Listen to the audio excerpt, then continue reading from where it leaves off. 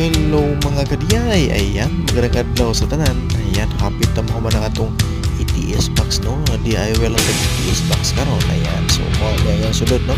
So mo ni atong ETS switch ko kani siya.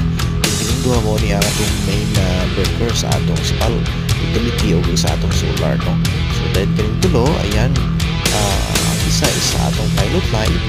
Then kaning isa is para sa atong outlet. O kaning last nato dayon mao ni ang atong sa electric fan, so exhaust fan no.